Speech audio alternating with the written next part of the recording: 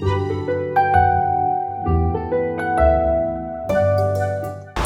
guys, Robin from Rainbow Gardens here. Today we're going to give you some tips for proper maintenance of indoor seedlings once you've achieved successful germination. We started seeds a few weeks ago and had some pretty good results getting them to sprout. Hooray!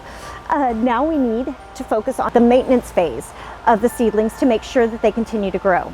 Once seeds have germinated, remove the plastic wrap or seed tray cover from the pots. Sprouted seedlings left too long under plastic receive too much humidity and moisture. What they need now is good air circulation and a great light source. Try direct sunlight in the wintertime. It's warm, it's free, and it's full of vitamin D. The past couple of weeks, we've had quite a few days of warm, sunny weather, so we took advantage of it.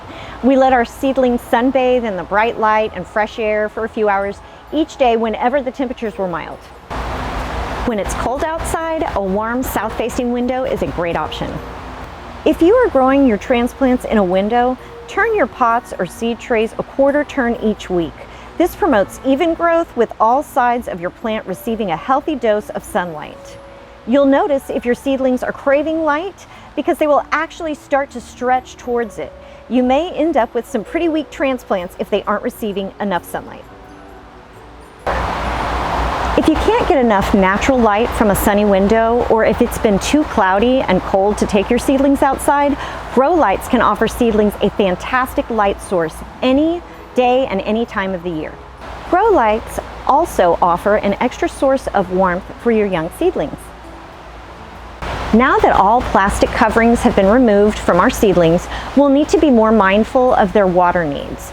Water sparingly. Too little water and your soil may dry out so much that your seedlings may never recover. Too much water and seedlings will swim and rot, and most likely you'll be the proud owner of a fungus gnat infestation. Yuck! Aim for the right amount of water that is just right for your plants.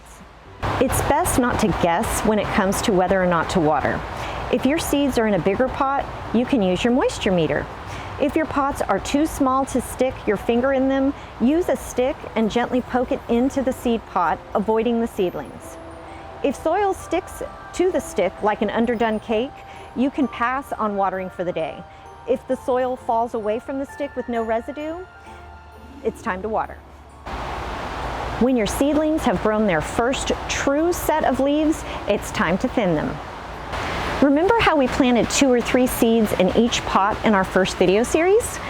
Now we need to thin out the weaker seedlings and leave the strongest with plenty of root room for healthy root development. If we don't thin seedlings, they'll compete with each other for nutrients and root space. The end result would be 2 or 3 weak and compromised transplants. Not exactly what we want our spring garden to be filled with. Here's an example of some tomato seedlings that never got thinned. Poor little guys just have no space to grow. You can easily thin seedlings by using a pair of scissors to cut the weakest seedlings off just below or at the soil line.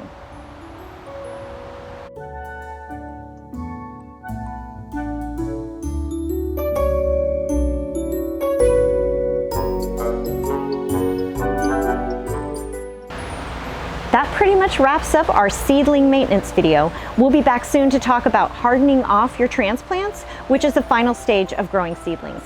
And it's what you need to do just before you plant them in the garden. We hope you are as excited as we are for spring to arrive. Thank you guys so much for watching, and as always, don't forget to like, share, and subscribe. Thanks so much. Bye-bye.